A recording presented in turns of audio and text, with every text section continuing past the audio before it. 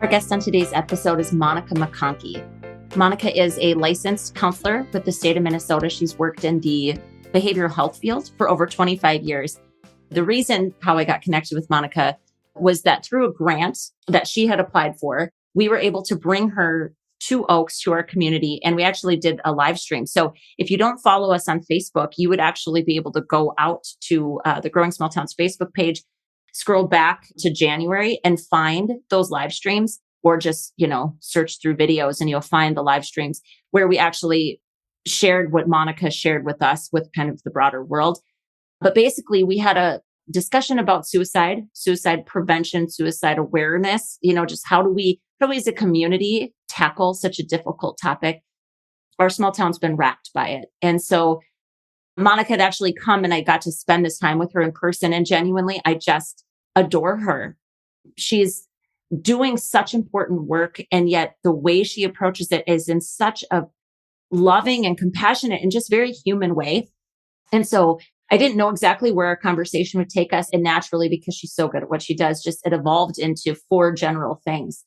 Protective factors is what she calls them, that all of us need to consider in our own lives. Because what we decide right at the front, at the top of this episode, is that, yep, we're in a bit of a desert in rural America as it relates to access to the mental health services, the professional help that we might sometimes need. That's a really big topic. And I'm telling you, once you start going down it, it sometimes feels like a bigger thing to address than any one of us can do. And I hate that feeling. And so we really centered this conversation on what every single person, every single individual, every single one of us can do and can focus on. And so I think this is a very practical and really important conversation. And it's just the start. I mean, we could talk about mental health for days, but I'm so thankful for this conversation with Monica. I hope that it provides you and the people you love and the people you do life with in your small town, maybe a place to start. It also gives a cool frame for those of us that think of ourselves as helpers. How do we help the people we love? How do we help the people we do community with? So if there was ever a time again to say it's okay if you're not okay, I'll say it here. But really, I just urge you to listen to this. I urge you to share this episode because this is the work, guys. This is what it takes. If we want to have better holistic well-being and health, we have to be willing to do these things. And so we also need to look at, what are the capacities within our respective communities to help us create and bolster up these protective factors for one another. It's such a rich conversation. And I know you're going to love her just as much as I do. So please enjoy this conversation with Monica McConkey. Hey, Monica, welcome to the Growing Small Town Show. Thank you. It's so good to be here with you. Oh, it's so good to see you again. So for our listeners, they kind of understand how when you and I came to meet. But can you share a bit about, and not just your bio, like they can read that too, right? But why are you specifically so passionate about supporting rural communities in particular as it relates to mental health? Oh, gosh. The easy answer to that is my whole life has been rural. I grew up on a farm in northwestern Minnesota. I mean, the closest community was 90 people. Mm-hmm. And all family history there. I mean, my great grandparents are buried there. It's just like rural is who I am. And every position I've held in my career has been serving people in rural areas. And I think I feel most passionate about it, not only because I've lived it, but because I see the barriers and the general lack of services, workforce shortages, all of those things, and the isolation that actually sets people up to really need additional mental health support that's not there. So it's kind of this ironic, two-edged sword. Living rural is awesome, but there's not always help right around the corner when you need it. Right. So a couple things. I really want to try to isolate or identify through this conversation tools that every single one of us can use. Because I think what's really challenging, and you just touched on it. I mean, we are truly in a services desert. And I know that there are providers that don't like that word. They feel like that's too harsh, but that is what it is. So you had come to Oaks and you did an amazing couple of sessions for us. We have this small coalition of volunteer people that are, trying to tackle to any degree that we can, try to move the needle at all as it relates to mental health. I want to just tell you this, and you and I haven't talked about this. We had our meeting probably 3 weeks ago, and coming off of this winter, which again, for anybody that doesn't live in our area, so Monica, you're in Minnesota and I'm in North Dakota, we really went through a difficult, challenging winter. And again, for people that don't know what that feels like, I mean, I don't even know how to explain it. It's just like constant shuffling of events, constant rescheduling, constant worry and anxiety and doubt and fear, and then loneliness and isolate. Like you can't go and just do the things you normally do because the weather ruins everything, right? Yeah. Really challenging. So very. In our meeting, we had heard that at our last city council meeting, our chief of police just took it to the group, to the city council, saying, we are getting so many calls for wellness checks. Wow. And like so many, like they said, it's typical. We typically see this when we come out of the winter, but this is worse than we've ever seen. So that was one thing. And then he shared a story that I don't know what facility they transported this particular individual to, but this person had an acute crisis, right? Like an actual immediate, like we've got to do something. And they took this individual to an inpatient facility somewhere. Again, it would have been Fargo, Jamestown. It would have been somewhere around here close, right? This person was released before our police officers made it back to Oaks. Oh gosh. So when I say desert, I mean it. Like that's what we're talking about, right? And so, at our meeting, Monica, I got to this point where I was almost crying because I just said, it almost feels like the more we try to figure something out to help everybody, the more apparent it becomes there's just not enough help.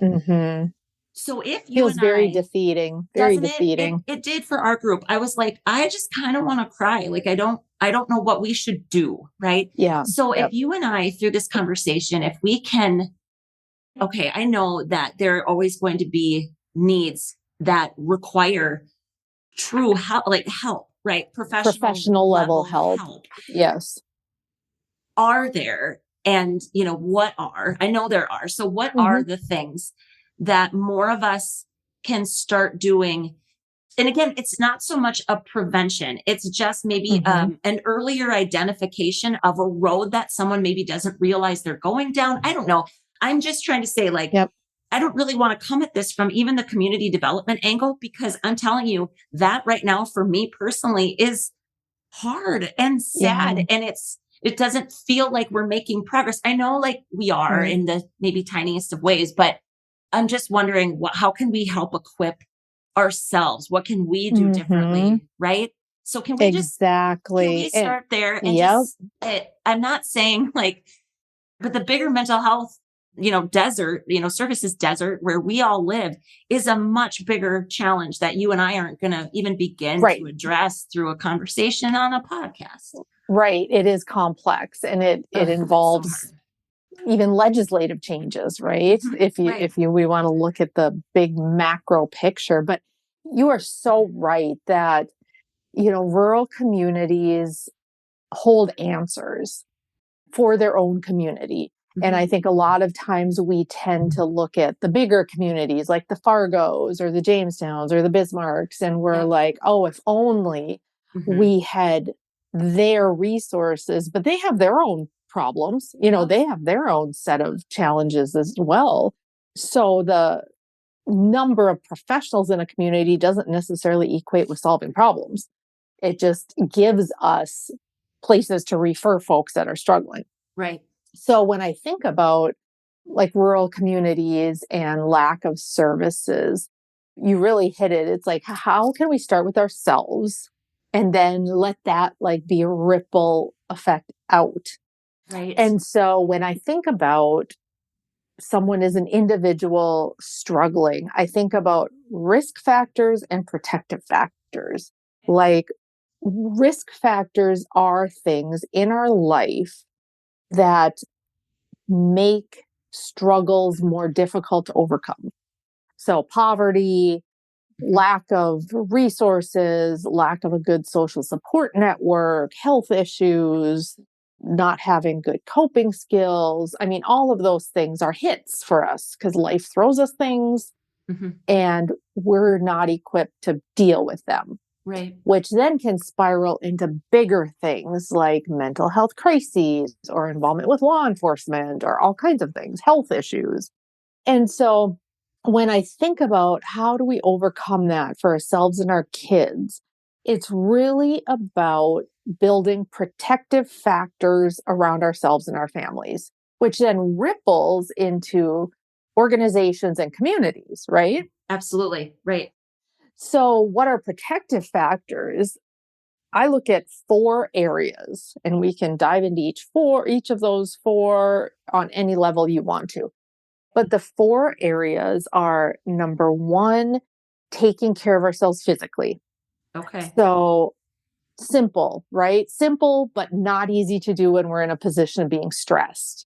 Right. So eating healthy foods, drinking lots of water, going to the doctor when we need to, taking medication as prescribed, sleep, huge, huge. Mhm. So it's like taking care of ourselves physically, baseline foundation for everything else. And that's something that can be taught in preschool. We can Uh-huh. really start to help our kids understand that, to be mentally healthy, we also have to be physically healthy and Well, and it's just basic movement is movement, such an important thing. exercise. Yeah.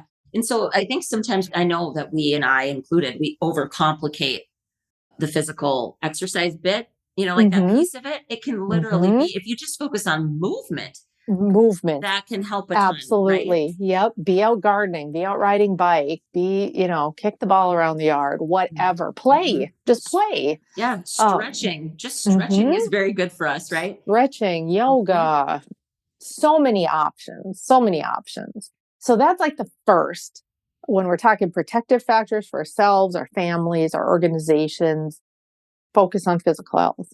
Because we all know when we're not feeling good or we're battling an illness or any type Mhm. of disease or injury, boy, it's pretty tough.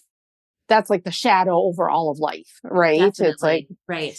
so second is social protective factors. That is really around surrounding yourself with people that are good, positive role models, good, positive relationships, places where you get support. And sometimes for people that is not in their family. Like Yeah, absolutely. that's Yeah. maybe, hopefully, it's a church or school or an organization. I'm thinking of another like angle with all of these things. So there's what Hmm. we do ourselves, and then there are the people that might be listening that feel like they have these four areas. We've only heard two so Hmm. far, but Yep. they may go, yeah, like I feel really secure in those things. Yeah, And then that's when our fullness can spill over to others. And we can absolutely. start thinking the social piece in particular, I think is super challenging.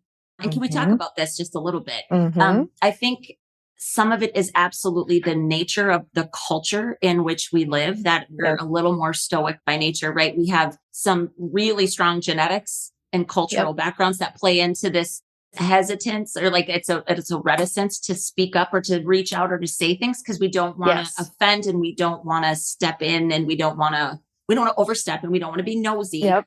And um we don't also want to put our problems on somebody else. right. It's like So we'll deal right. with our own issues. Exactly. So like when you get overwhelmed and stressed, this is even true of me. Hmm. And I'm an extrovert and I know I need people.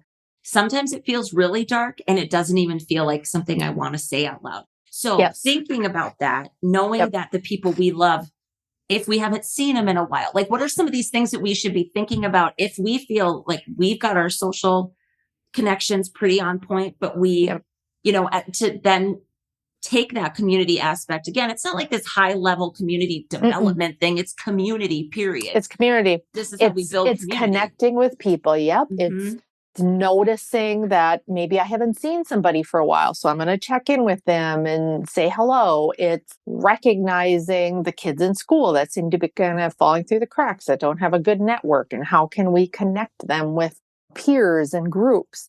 It's really battling isolation. Uh-huh. And So, again, going back to what we just talked about, the winter time is mm, so brutal. so hard. It is Yep. such a hard time. I mean, literally, it's dark it's dark when you leave and it's dark when you get home. Yep. So hunkering down is just, and like Natural. hunkering down can feel great when it's, healthy, but it's Yes. a lot of times it gets to an unhealthy point. I Absolutely. mean, this seasonal affect thing is so legitimately true for So us, true. So So true. yeah, I think that those are some of the things that we Yep. also just need to ramp up in our heads. Yes. And what's so interesting is just a couple months ago, the Surgeon General, and if I didn't send this to you, remind me and I did. will. You Okay, good. did. Yes. He put out an advisory basically naming isolation and loneliness as a public health crisis in the United States, stating that like half of all adults report significant levels of loneliness and isolation. That's significant. And we can be lonely in a group. Oh, We can feel 100%. isolated in a group. Mhm. And so it's really for the rest of us noticing, like, who haven't we interacted with for a And while? your people. You don't have to take this on like you're looking out for your entire community, right? There's Mm-mm. 1,800 people in my town, but it's recognizing a disruption and pattern of the people that you do life, like that you actually Yep. do life with, right? Yep. I think sometimes, again, it sometimes feels like, oh my gosh, it all feels so heavy, like the weight Yeah. of this. And so it's really starting close to home, right? It is in your sphere of influence, if you want to Mhm. look at it like that. Right. And each of us have different spheres of influence. For some people, it is like us and our friends or us and our family. For other people that are like pastors, it's their Broader. congregation. Right. Yeah. If it's a teacher, it's their classroom. If it's a doctor, it's their patients and clients. So look in your sphere of influence and how are you connecting? And for yourself, are you connecting with people that are supportive of you?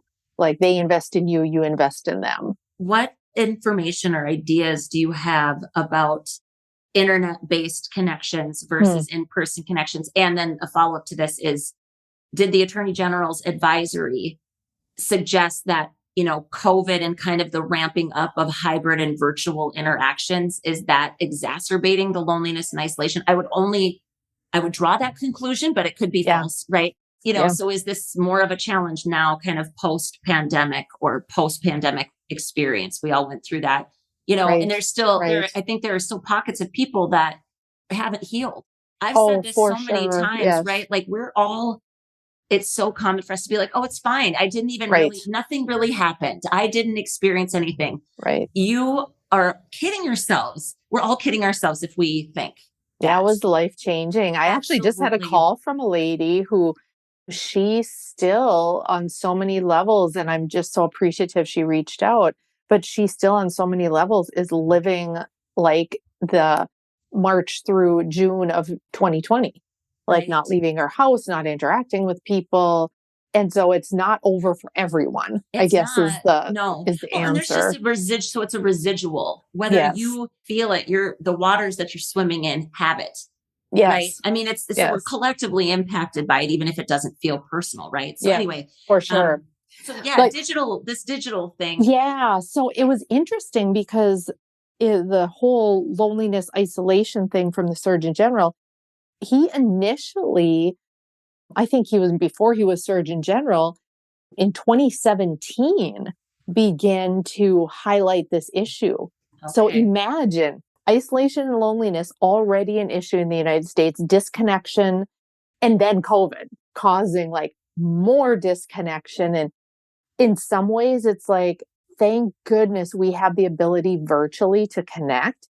But I think we can't, we often see that as the answer to being in a desert of whatever type, right? That Right. we have the ability to access whatever we want to on the internet. But there's a couple of things that I see in rural areas that one is not everybody has the actual technology or comfort with use of the technology as our Mhm. rural populations age, especially. Yeah, for sure. Broadband issues are still a very real thing. I Mhm. mean, there are many in my work, and I work with farmers and ranchers typically. Mhm. Yep. Many of Doing them direct counseling, doing right? counseling. Yep. In via telehealth, Well, primarily face to this face. is the interesting point. There are some that I literally drive 2 or more hours to their farm to meet with them because they don't have decent enough broadband to have a session. But we're setting services up to really rely on telehealth in a lot of ways, which is great. In so many ways, it's great because it does bring, especially like specialty services, into communities that where there's have them not. otherwise. Yeah. Yes. Yeah, for So sure. some things rural communities do is they open up space somewhere, like in a library or a setting like you have, for people to come in and use a computer Yep. and access their appointments. So that's good. But there's still so much to be said for in-person connection, especially when we are struggling. Yeah. And I'll just say another note on that is when we are under stress or we're struggling, connection doesn't mean you have to find somebody and then just totally be vulnerable and put all your stuff out on the table. Just connect with them and go have coffee. Just sit by somebody at church. Just go for a walk with somebody. Yep. You don't have to talk about all the stuff, but just by virtue of being in physical proximity and kind of doing life with someone, it helps because we're creatures that are meant to interact with each other. That is such an important point. And that right there is what keeps people, when things get really hard or really dark mentally and emotionally, that's the thing that keeps us from just calling someone to go on a walk because you don't really feel prepared to talk about it. And you feel off. Yep. Again, I really do have a network of people that I'm just so blessed to have. Awesome. I mean, I can't even, I could cry just thinking about it. Well, I'll call them and say like, I'm coming to Fargo. And like some of my besties are in Fargo. And I'll say, I am having a really hard time and I seriously don't want to talk about it. I just want to laugh and and don't worry about me. Like but I just need you. I just need to see you. I just need to hang out with you. Yes. Connection. Connection. But this is, I'm not special, but I know this for me. So again, this is a skill to be developed by every single human on the planet. We can all get there. Yep, right? Absolutely. So I think that's super important because if you feel like you're going to be compelled to have to talk about everything, you're never going to reach out. You're not going to. And another thing that happens are people who in their home environment, there's a lot of stress or there's a lot of dysfunction or there's domestic violence or what have you. I mean, talk about feeling isolating. And so if you know somebody is living in a tough home environment, just invite them to a Bible study, invite them to an event that the Historical Society is having, invite them. It doesn't have to be anything really big and deep, and it's just community. Just being around people that you're already planning to attend, right? Like if it's a public event. Yeah, for sure. Yeah. Okay. Yep. So so that's two. So we have taking care of ourselves physically, protective factor, our social protective factor. The third, which I could talk all day about, is our psychological protective factor. And that is all about our thinking. How are we thinking? Are our thoughts helpful? Are they helping us move forward? Are they self-deprecating where we're just beating ourselves up over whatever? Do they see the goodness and the positives in life? Or are we only seeing the problem areas and the stressors? Because this is important because our thoughts are a direct line to how we feel. Like our thoughts impact how we feel. They generate our feelings. And that in turn influences how we function on a daily basis, which then in turn usually reinforces our thoughts. So if our thoughts it's a vicious cycle. It is vicious or could be really, really positive. Exactly. It's a cycle. I shouldn't label it. It's cycle, just a cycle. Right. And the other thing too, that I'm going to add one thing to this. The other thing it does is it generates beliefs. Yes. Your thoughts become feelings, your feelings become beliefs, your beliefs become actions, and your actions yield results, that reinforce what you already think you're seeing. It's that becomes a confirmation bias, right? So such a fascinating thing. I would love to know from your perspective as a counselor, what are some of the most and this is a hard question, so I apologize. No, that's fine. But some of the most kind of dangerous in terms of the vicious cycle. The ones that get really cyclical. Yep. and maybe don't seem that bad on on the surface. Yep. Do you have a few of those? I'm sure you Oh, do because you work with so absolutely. many people, but Yes. And I actually do a training or presentation where I ask people in an anonymous polling fashion. So I get some good, solid, honest answers. What is a thought that you are struggling with? And by and large, I would say 99% of the answers I get are some flavor of I am not enough. oh, I'm not good enough. I'm not smart enough. I'm not thin enough. I'm not, I'm too lazy. It all boils down to I'm not enough. I'm not perfect enough. I can't multitask good enough, with multitasking is a myth anyway. Different podcast. Yeah, we'll come back to that one later. So yeah, the I'm not enough, especially with women. Yeah. And men, but that really comes through really strongly with female audiences. And then versions of like holding on to blaming of other people. Like my thoughts are all around blaming other people for the way my life is. Yeah. So not helpful. No, not helpful at all. These are both so good. I wonder, and again, it's so important, I think, to recognize societally what might be driving some of these things. And there is no question that social media is an enormous determinant in that first train of negative thoughts. Yeah. Because again, if you weren't ever looking outside of yourself and comparing your beauty, your thinness, your intelligence, your whatever, if you had nothing to compare it to, we wouldn't spend a fraction of it. I mean, we wouldn't spend any time thinking about we're not measuring up. We're not measuring up. And another place that comes from is we often, from children on up.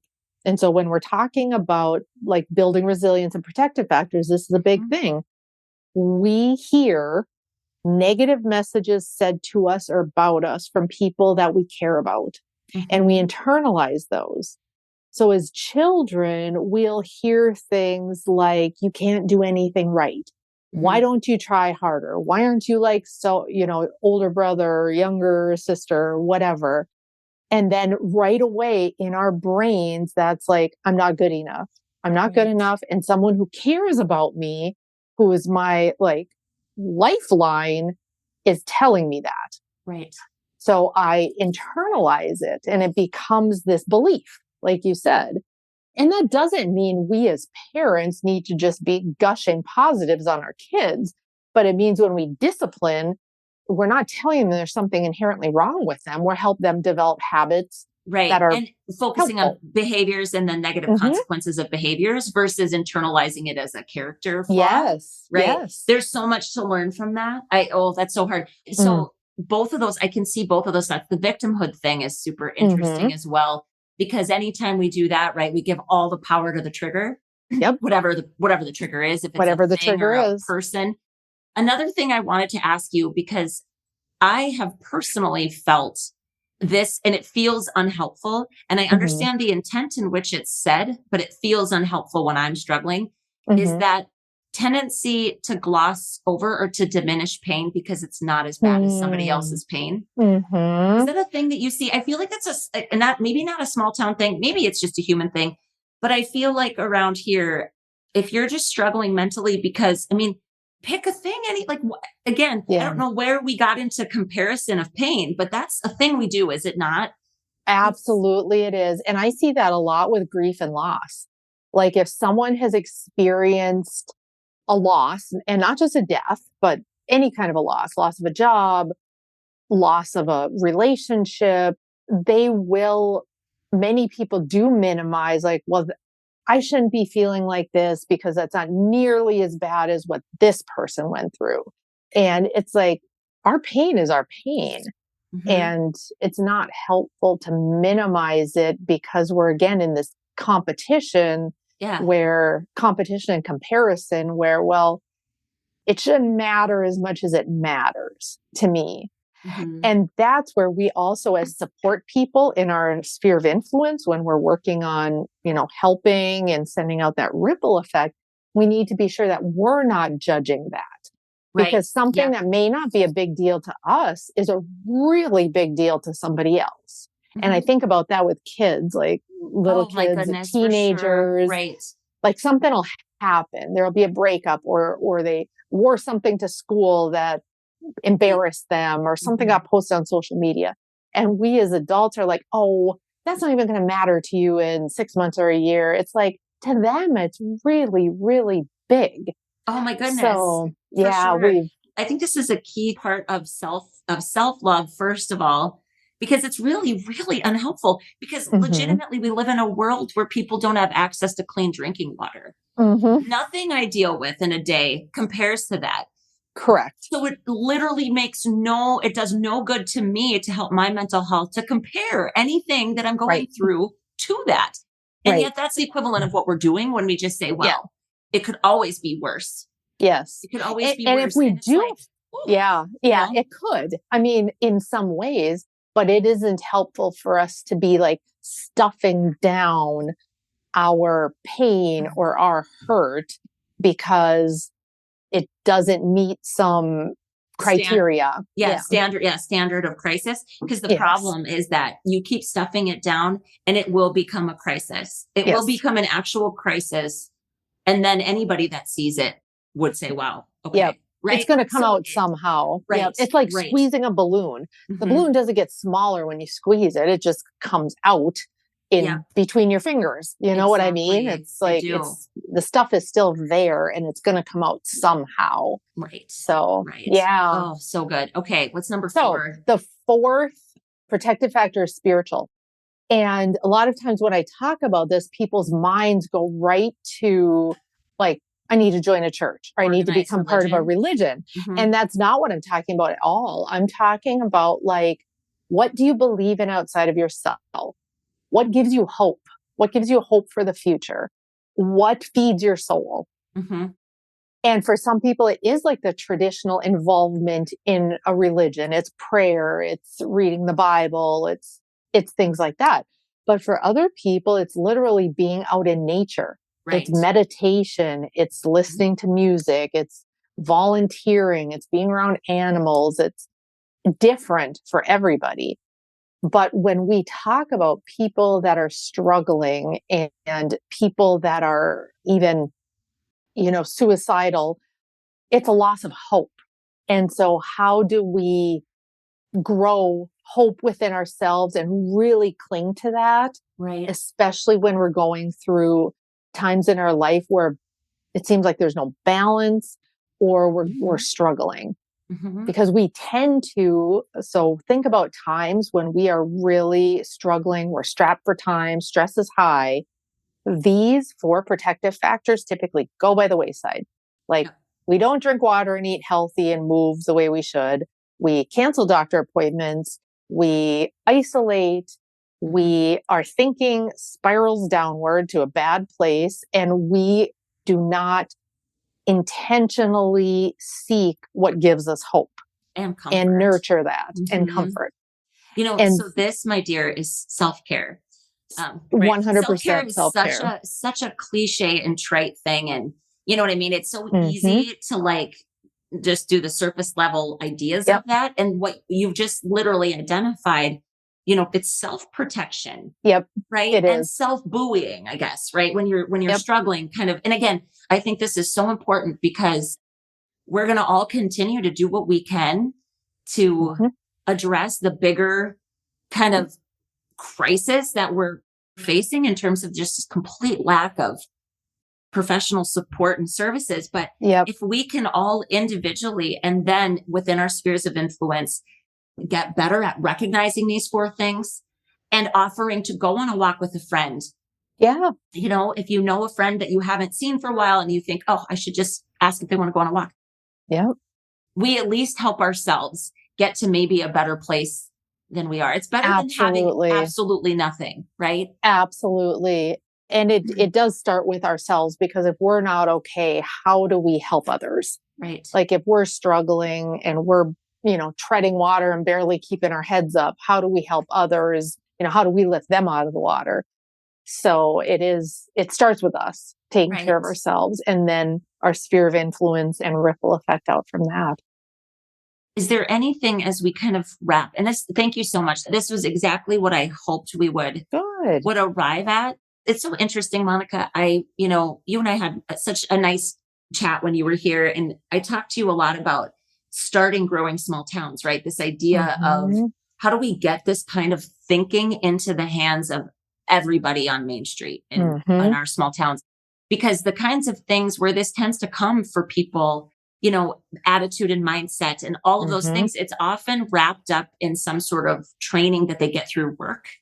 Sure. That's a lot of times where people get it, right? Yep. No, Yep. granted, there's no lack of resources. I mean, there's podcasts, there's books, there's Yes. all All sorts of over. stuff, but Yep.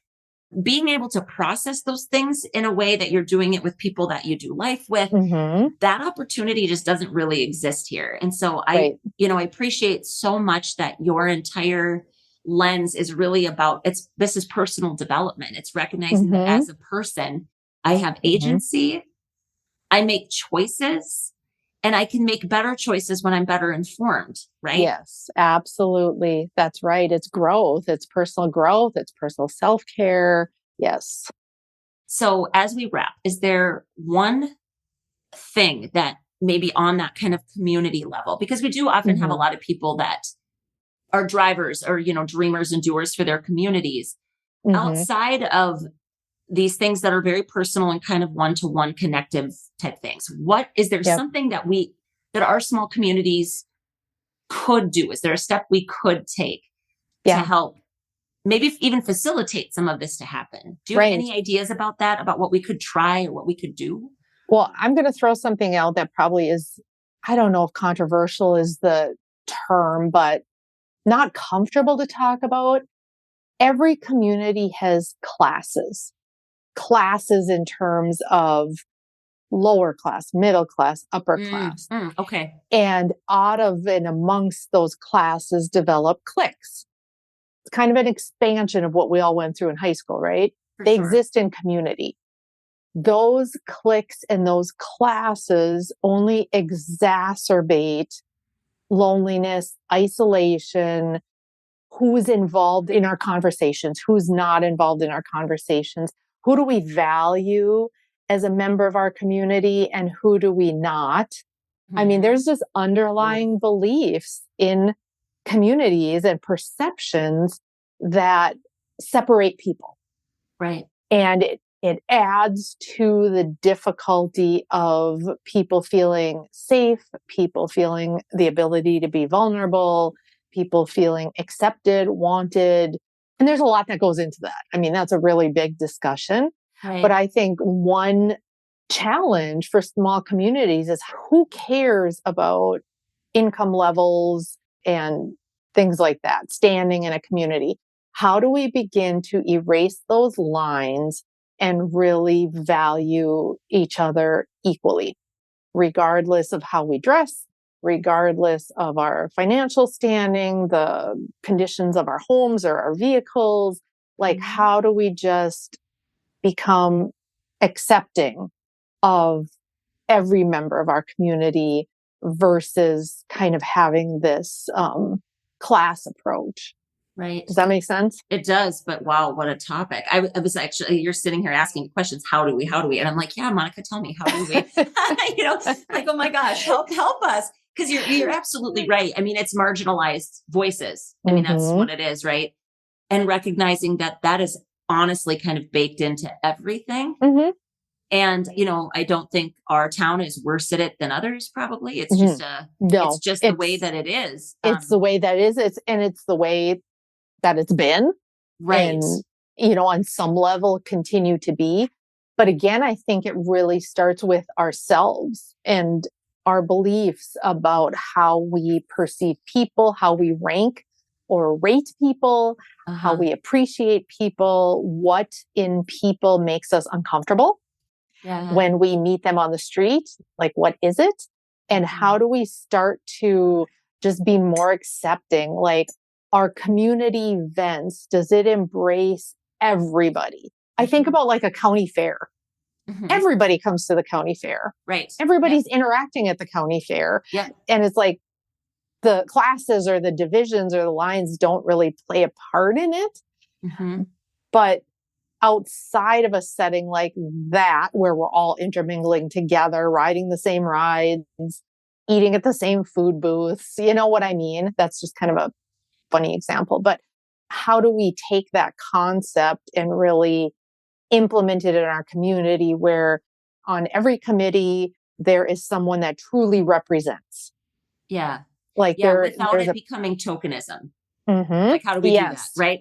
It's such a challenging thing. And I do think that it is critically important because, again, like, so as a community development minded person, Mhm. our community can only grow as much as the least of us. And least of us, by the Mhm. way, is in quotes.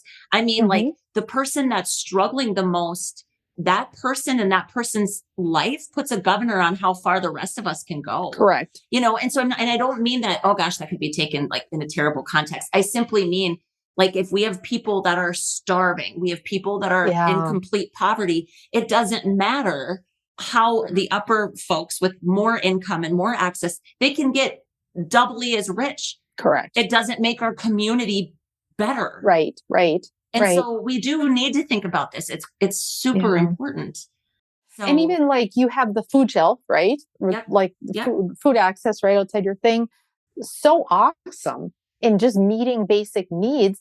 The next step would be if community members see people walk in and grab some food and walk out, is their judgment. Right. That's a part we need to remove. That if we see somebody walk in and grab food and walk out, we're meeting them on the sidewalk. What's our conversation like? Like, oh, how's it going? How are the kids? Right. Like it doesn't matter if they need food. Yeah. It, This is I mean, partly it why, matters, but I mean, it doesn't matter in terms of their worth or their value. correct. Yeah. Correct. This is partly why, for anybody listening to this, so the food pantry, the food thing that Monica is talking about, this came again directly out of this kind of mental health coalition that we had started through our county health district. I have an open space in the front of my building that can be left open 24/7. There's a door that locks to the inside of the building. So we have a food pantry. We have a kind of traditional food pantry in which you have to submit a request, go through a ministers association. Like there's a step-by-step process. They do fantastic work. We felt like maybe that process was a barrier to people getting the help that they needed. And so we got these simple wire shelves and we put up 2 racks of shelving, and people just bring stuff and people just take stuff. And I've gotten 2 notes now. So we have a little drop box in our entryway. It was always there. Like if people wanted to drop suggestions off for us, donations could be put in there too. People are not dropping money in there, Monica, but it's fine, right?